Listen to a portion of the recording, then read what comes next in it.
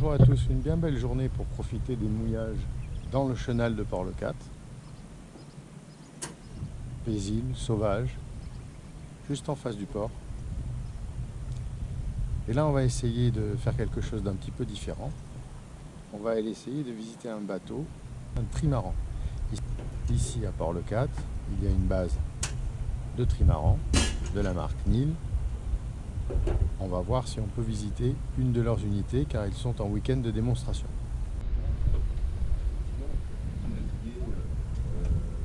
Si vous avez acheté deux packs des gros packs de bière, vous les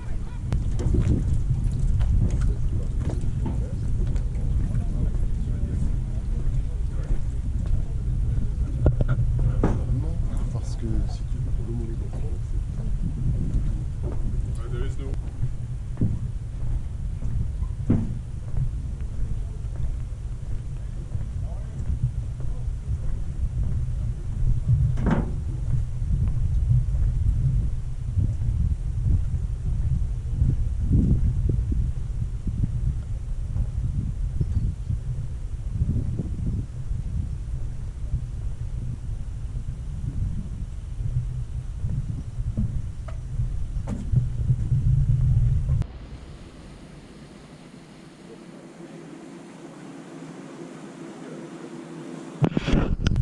Alors nous voilà donc à bord du Nil 51.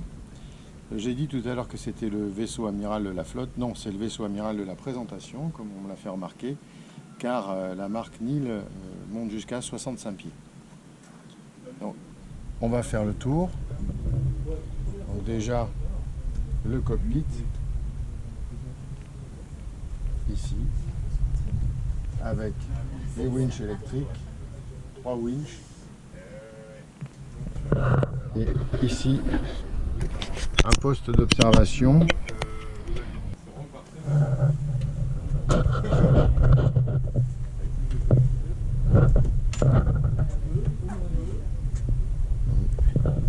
Le large surface vitrée. Ici, donc, on remarque bien qu'on est sur un trimaran, avec donc une coque centrale et deux flotteurs latéraux. L'intérêt surtout c'est d'avoir de la performance par rapport à un catamaran, c'est-à-dire que il y a une assise, tout le poids est réparti dans le flotteur, dans la base du flotteur central, et que donc en navigation le bateau peut partir un petit peu à la gîte en délestant le flotteur au vent, ce qui permet d'avoir une sensation de glisse, de survol même de l'eau, et donc évidemment de meilleures performances. Ici, on voit les panneaux solaires. On remarque aussi un rail, là, qui est en fait un foc autovireur, une trinquette autovireuse. Hein. Donc on voit que c'est gréé avec deux voiles d'avant. L'écoute unique revient sur le rail, repart en tête de mât et revient au cockpit. Et ça, c'est ce qui permet de ne pas avoir à régler lorsque l'on vire de bord. Ça passe directement de l'autre côté sans avoir à lâcher d'un côté pour reprendre sur le winch de l'autre côté lorsqu'on fait les virements de bord sur un monocoque classique ou sur un catamaran d'ailleurs.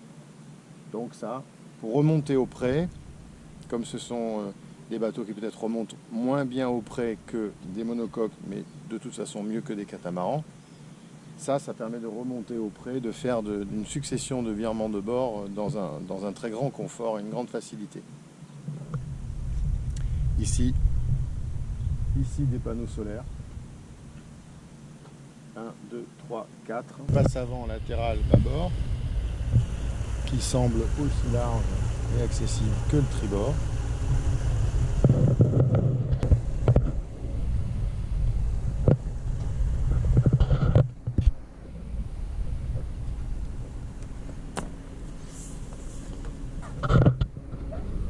De quoi redescendre les deux côtés.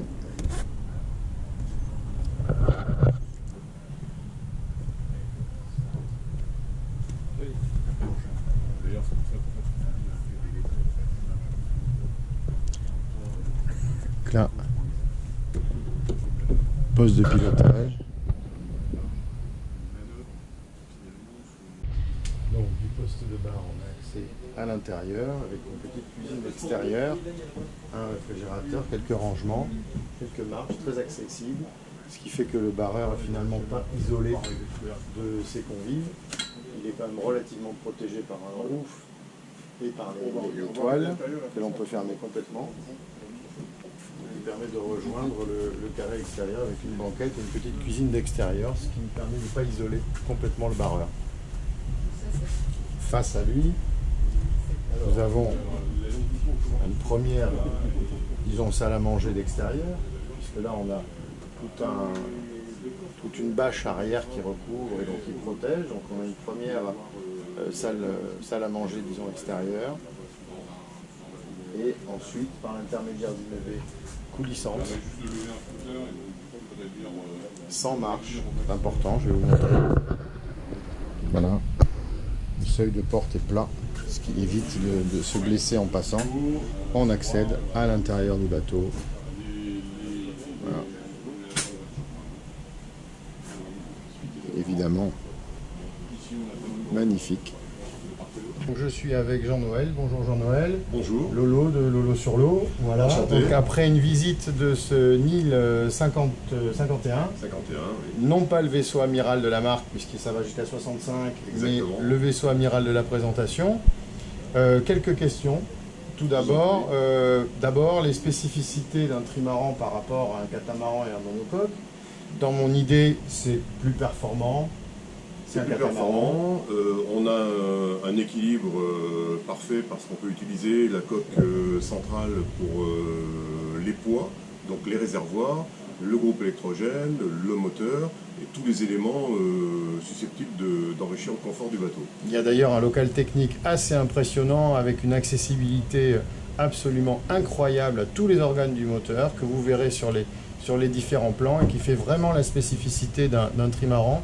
Tout son poids, tout le local technique a tout le maximum du poids, ce qui lui donne une bonne assise, ce qui permet d'alléger un peu ses flotteurs, qui lui permettent de se déhaler plus facilement. Voilà, donc les poids étant centrés, on peut bien toiler le bateau, puisqu'on est sur un maximum de couple, et effectivement, du coup, le bateau est performant, très performant. Très performant en effet, on a l'impression que le catamaran est vraiment le bateau de mouillage que l'on prend lorsqu'on a vraiment envie de confort, et le trimaran reste le bateau des voileux qui ont eu envie d'avoir un peu de performance et qui veulent les conserver. C'est ça, et en plus, pour les voileux qui viennent du monocoque, on conserve les sensations du monocoque, les flotteurs étant ce qui remplace la quille en termes de coupe de résistance quand on est sous un vent bien établi. On a vraiment cette sensation de rappel qu'on a avec une quille de monocoque.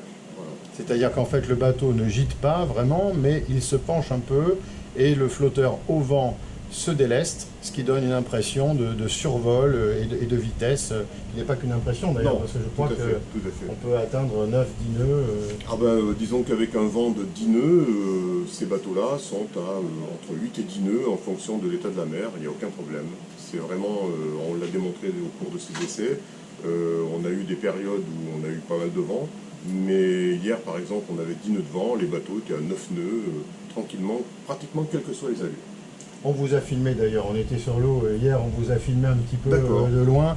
Je vous mettrai quelques séquences qui a permis de voir que le trimaran par rapport au catamaran remonte plutôt pas mal au près finalement. Oui, c'est un bateau de près, un bateau de brise, et c'est vrai que grâce au fait qu'on a une trinquette et une grande voile puissante, on remonte très très bien au près avec le flotteur sous le vent qui permet de résister à la dérive.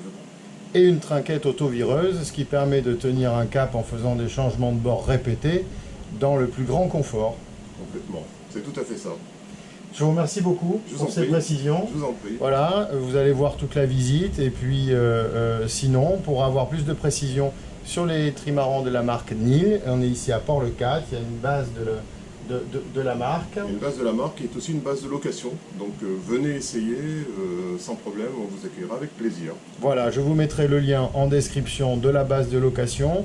Je vous mettrai aussi le lien en description d'un essai peut-être plus complet que j'ai pu retrouver sur YouTube. Voilà, et puis je vous remercie beaucoup de m'avoir accueilli. Je vous en prie. À bientôt. Avec plaisir. Au revoir. Au revoir. Ici, la centrale de navigation, très complète, un petit peu séparée. En fait, un véritable bureau qui dessert par un premier escalier, probablement la cabine propriétaire, et une cabine latérale, ainsi qu'une cabine invitée avec sa salle de bain, à côté du poste de contrôle, ce qui permet probablement de faire des quarts, bien que ce soit un peu éloigné du poste de bar extérieur. Un lit immense avec une vue absolument sublime. Une salle de bain qui est une vraie salle de bain. Une vraie salle de bain avec une porte qui ferme et très haute. Je suis pas grand, je rappelle, mais quand même, hein, il y a vraiment d'espace. Voilà. Et on peut fermer évidemment par une porte en plexiglas. Là, le lavabo. Et ici, toilette séparée, électrique, avec vue sur mer et hublot ouvrant.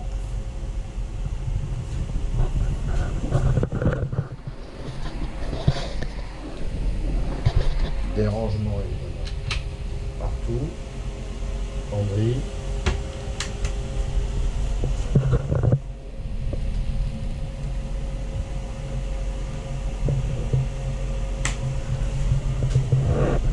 Des logements ici en contrebas, quelques tiroirs, des tiroirs aussi sous le lit.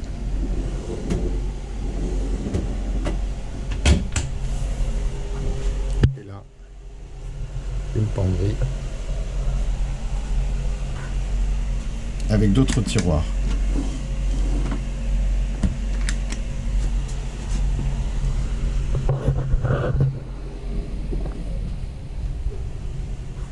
Donc sur le côté, on a cette enfilade avec cette visibilité incroyable. Et la cuisine qu'on ira voir tout à l'heure. Donc l'avant du bateau, le poste de navigation et dans le flotteur tribord, probablement une cabine.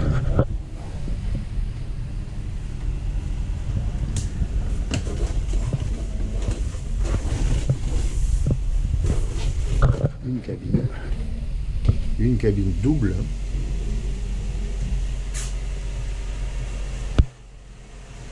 avec un hublot d'urgence pour sortir en cas de retournement.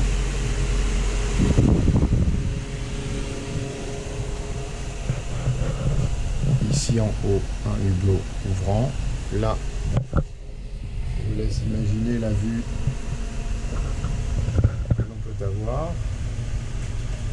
Donc là, on est dans le flotteur tribord. Et le flotteur tribord donc dispose d'un évier et d'un cabinet de toilette avec un WC électrique, hein, avec le petit logo que tous ceux qui ont un Saint-Libreur connaissent, hein. Pompe d'eau électrique pour la douche avec l'évacuation et un hublot ouvrant. Nous voilà maintenant dans la cuisine centrale très bien avancée qui permet à la fois de participer à la navigation, d'être face à la marche et en même temps d'être face aux convives, aux invités ou à la famille. Effectivement, comme à la maison, même mieux que beaucoup de maisons d'ailleurs, avec des frigos gigantesques, frigos et congélateurs évidemment. Frigo et congélateur, je suppose qu'il est en bas, voilà, congélateur. Un plan de travail assez gigantesque. Ici, le robinet d'arrêt de gaz. Ouais. Bon, une plaque 4 feux à gaz, un four à gaz, un lave-vaisselle, des rangements, grands rangements, à peu près partout, un évier gigantesque. Ici, je suppose, la poubelle. C'est la marque qui s'appelle Gaumont. Et là, 2 frigos supplémentaires.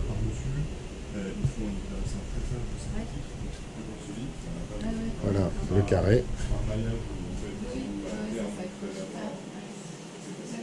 C'est très robuste, ça dure longtemps. Nous, on a ça, bon, à la limite, on va payer justement ça au niveau du pompier. Alors ici, sur le De l'habillage cuir, des rangements absolument partout, gigantesques, extrêmement habitables. Une table qui évidemment se déplie pour accueillir beaucoup de monde, tant à l'intérieur, on imagine fermé là, avec la baie vitrée, que à l'extérieur.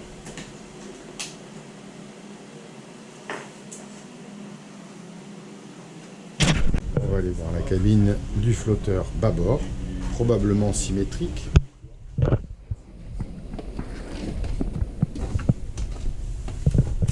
Voilà.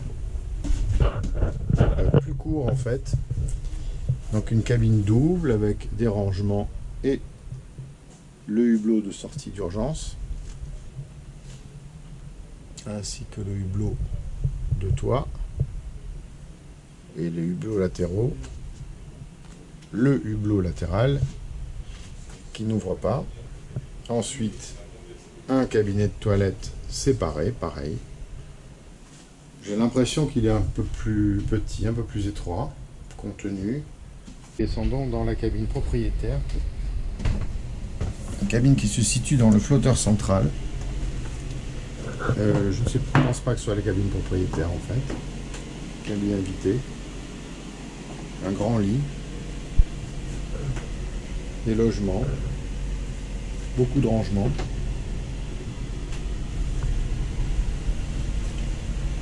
Les 2 hublots ici sont ouvrants.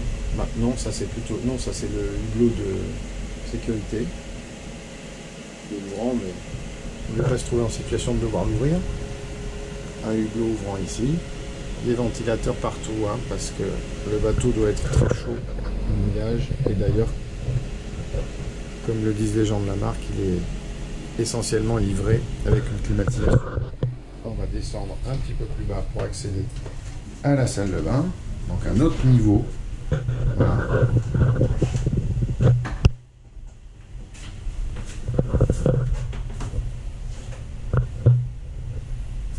Le bain, la douche, on entre dans la douche et là on découvre toilette électrique.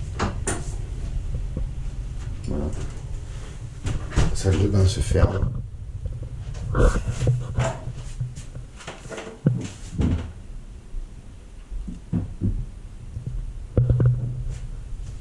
On a l'accès au local technique, qui est vraiment une particularité des trimarans d'avoir un local technique central sur le flotteur central. C'est absolument gigantesque. Alors là, c'est le rêve de l'accessibilité de tous les voileux, hein. Franchement, il y a tout sous la main. Incroyable. Voilà, donc on est dans un local technique dans le flotteur central. Il y a absolument tout à portée de main. Les générateurs à centrale électrique, ici, le pack de batterie monstrueux, hein. Mais il vaut mieux, surtout que les bateaux soient, comme je le disais très souvent, avec la clim, chauffe-eau, désalinisateur, tout le système de plomberie qui est parfaitement séparé, noté, rendu visible, tout est absolument accessible pour l'entretien. 2 réservoirs en inox tout à fait visibles. L'anti-siphon aussi. la centrale, tout ce qui est centrale électrique, le 220 volts, le générateur. Ici, nous avons un générateur Cummins.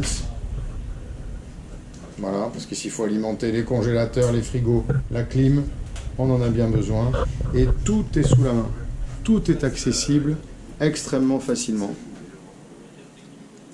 Ça, c'est absolument remarquable. Et ici, je suppose un autre local technique. Alors, les lumières tactiles, Nabil, monsieur? Non, c'est pas là. Excusez-moi, je pourrais avoir un peu de lumière? En fait, c'est la lumière tactile qui est au toucher. Ah oui. Voilà, lumière tactile. Voilà, ici, le générateur, le pack de batterie gigantesque, la centrale 24 volts, et ici, je suppose, le moteur. Et oui, le trimaran, c'est un monomoteur. Donc là, on a une zone dédiée au moteur. Voilà. Et on a tout. Donc le moteur est très facile d'accès. On a deux gros alternateurs. Hein, voilà. C'est un Volvo.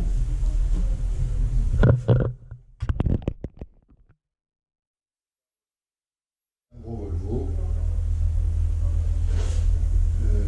C'est un 150.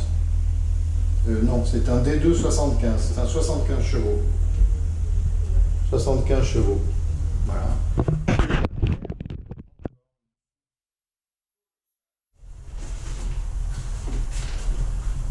C'est colossal. Avec l'accès au secteur de bar, ici, et au pilote.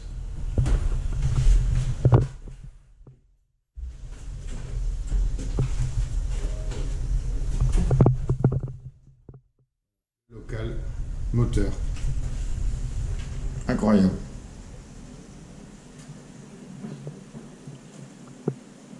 Incroyable.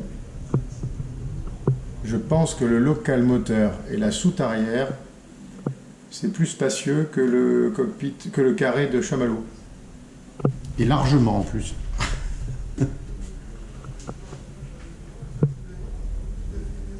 Et ça, c'est tactile. Alors là, hop, on fait un petit plan en reculant, on ferme le local technique. Voilà, dans le local technique, on a quitté le local moteur. Lumière tactile, tac.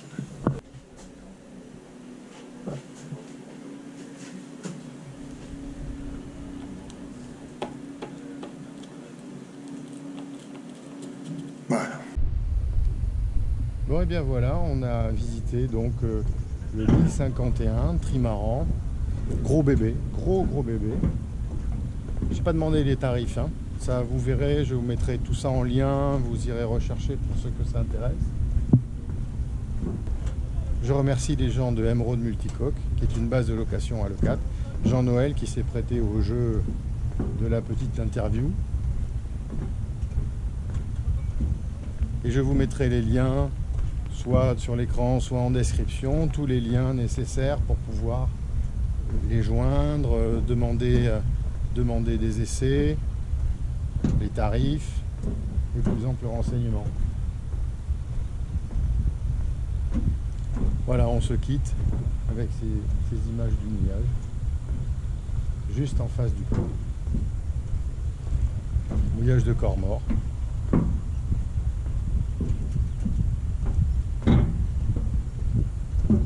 Corps mort qui tiennent bien, hein, parce qu'il y a un bateau qui a quasiment passé l'hiver au corps mort. Je peux vous dire qu'ici ça souffle.